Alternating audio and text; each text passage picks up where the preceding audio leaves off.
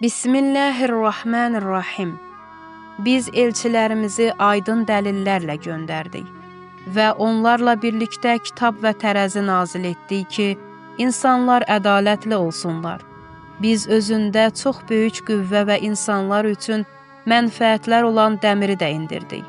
Hədid surəsi ayə 25. Müharibənin ilk illəri idi. Düşmən cəbhələrdə məğlubiyyətə uğradığı üçün şəhərlərimizi raket atəşinə tuturdu və biz onlara cavab verə bilmirdik.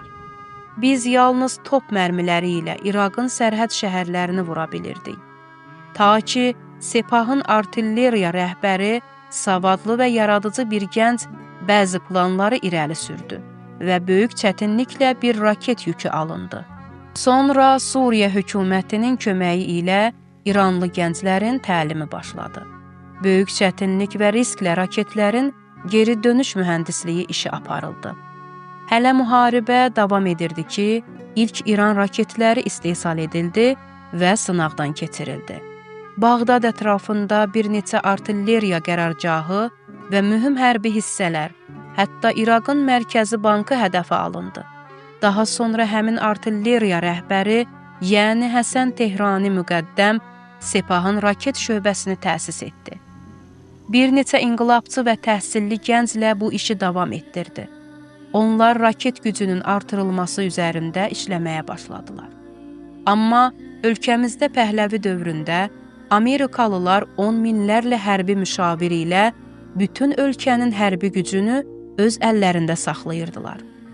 Bizdən küllü miqdarda pul alırdılar, lakin şahın ixtiyarına strateji olmayan silahlar verirdilər. Məhəmməd Rıza dəfələrlə raket istəmişdi, amma Amerikalı ağaları buna razı olmamışdılar. İnqilabın qələbəsindən sonra müqəddəs müdafiə dövründə hərbi qüvvələrimiz hərbi gücümüzdəki çatışmazlığı başa düşdülər. Baxmayaraq ki, İranın hərbi gücünə 10 milyardlarla dollar xərclənmişdi. Lakin bu o qədər də təsirli deyildi. Sərdar Hacızadə deyirdi: Müharibə dövründə gündüzlər və gecələrdə Həsənlə çox vaxt keçirmişdim. Dəfələrlə olub ki, biz Həsənlə birlikdə gecənin qaranlığında öz zəbhəmizi itirmişik və əsir düşmək təhlükəsində olmuşuq. Amma ona baxanda ürəyimiz rahatlayırdı və işimizə davam edirdik. İraqdan qənimət götürdüyümüz toplar şərq istehsalı olduğuna və bizim ordu qardaşlarımız Amerikan topları üzrə təlim aldıqlarına görə bu topları işlətməkdə ixtisasımız yox idi. Amma Həsənin 1982-ci ildəki ən böyük işlərindən biri Topxana Texniki Tədqiqat Mərkəzini qurmaq idi. Bu mərkəz 7 ay sonra Topxana Təmir Mərkəzinə çevrildi. Onun fəaliyyəti nəticəsində 1983-cü ilin sonu və 1984-cü ilin əvvəllərində Katyusha raketlərinin istehsalı mümkün oldu və ilk sistemdə onun rəhbərliyi ilə hazırlandı.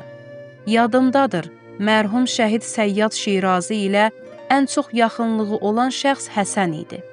Müqəddəs müdafiə dövründə Səyyad Şirazi bizi görəndə deyərdi: Həsənə diqqət edin, mən Həsəni çox sevirəm. Çünki onun sistemi olan bağlılığı və milli qeyrəti təşkilatı bağlılığından daha üstündür. Müharibə illərində ərəb ölkələrindən biri ilə razılaşmaya əsasən bizə raket veriləcəyi qərarı alınmışdı. Lakin həmin ölkədə təlim almaq mümkün olmadığından bu təlimlər Suriyada keçirilməli idi.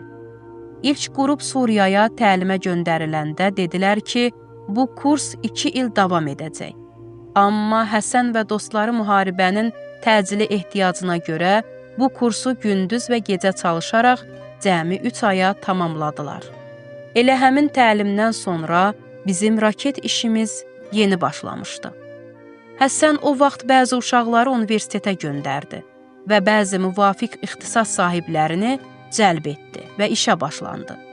Əgər bugün biz bərk və maye yanacaqla işləyən, müxtəlif idarə etmə və nəzarət sistemləri olan müxtəlif növ raketlərə malik isə və bu texnologiyadan peyk daşıyan raketlərin istehsalında istifadə olunursa, bu Həsən Tehrani müqəddəmin düşüncəsi sayəsindədir.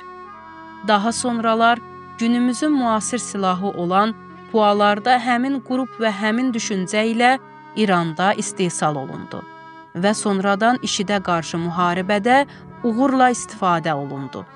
Lakin düşmən Həsən Tehrani müqəddəmin və onun komandasının böyük fəaliyyətindən xəbərdar olduqdan sonra onu bir neçə dəfə öldürmək istədi. Lakin bu cəhdlər uğursuz oldu. Nəhayət 2011-ci ilin noyabrında raket sınaqları zamanı raket tədqiqat mərkəzində baş verən partlayışda Hacı Həsən Tehrani müqəddəm şəhidlər karvanına qoşuldu. Lakin onun yolu davam etdirildi və sadiq vəd əməliyyatları zamanı onun böyük işi dünya imperialistlərini təəccübləndirdi.